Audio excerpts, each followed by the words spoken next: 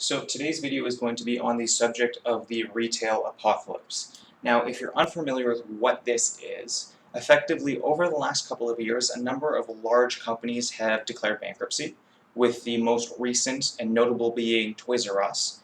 And even more companies across North America have been shutting down a number of different stores in order to get more cost effective. And you can probably guess why this is happening.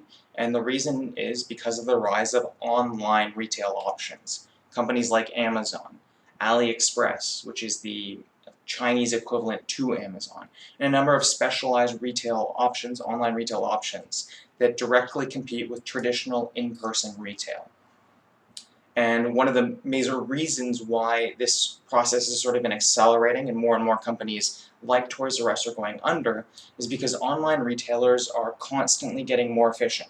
They're constantly getting better at what they provide. And when you look at traditional retail, it reached its peak a while ago. When you look at companies like Walmart, who optimized distribution, who incorporated incredible inventory management into their company, that happened a while ago. And they sort of reached a peak, an upper echelon. And retailers like Amazon, they're not even close to their max potential. And they're getting better each and every year in what they provide. Sort of looking at an example, traditionally, if you thought back 10 years ago, when you were thinking about going to purchase clothes, you wouldn't even have considered an online option as a viable alternative. Why? Because you wanted to go to a store to try things on, see how they looked, and then you would make your purchase decision off of that. Well, nowadays, because shipping is so efficient, companies like 5-4 Club, they actually send you a variety of different clothes. You try them on, you see what you like, and then you can send back what doesn't fit, send back what you don't like, and it allows you to basically have the same experience without having to go to a store. And because shipping's so efficient, they can do it for free.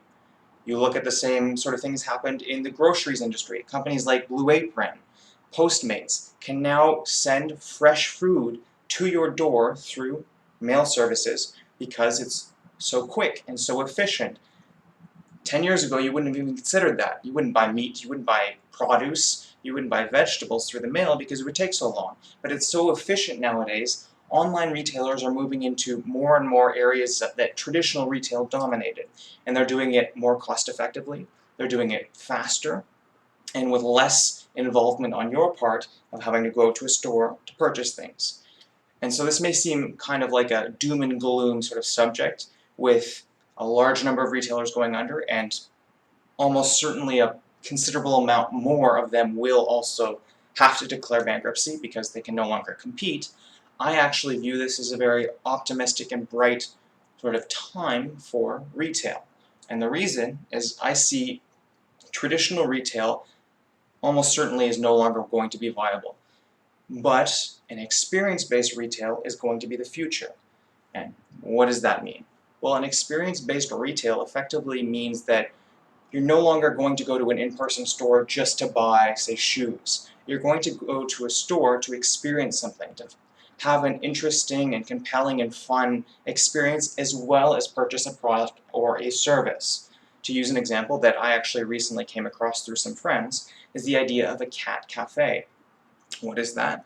Well, it's much like similar to a traditional cafe. You go to buy coffee, tea, biscuits, whatever it might be, and after you've purchased your goods, you go to a room filled with cats, and that's where you enjoy your refreshments and drinks and food while petting cats, while interacting with them.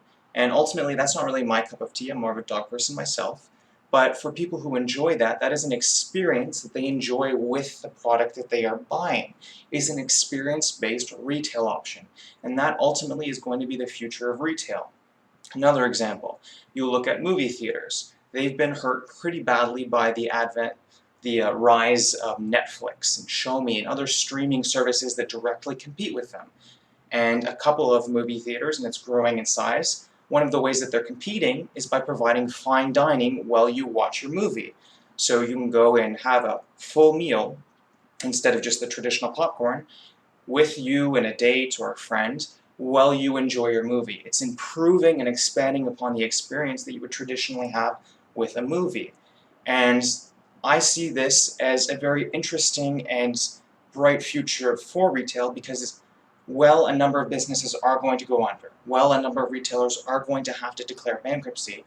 Many more are going to transition from the traditional, you just go to a store to buy something, to you go to a store to experience something interesting, to have fun, to enjoy something as well as buy something. And I see this as a great opportunity for a lot of creative and entrepreneurial individuals to take advantage of this.